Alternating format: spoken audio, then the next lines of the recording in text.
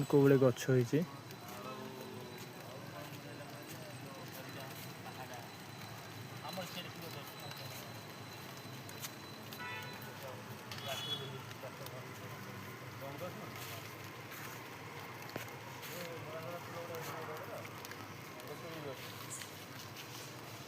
ସବୁ ଅଛି ମାନେ 40-45 ପ୍ରକାର ଅଛି।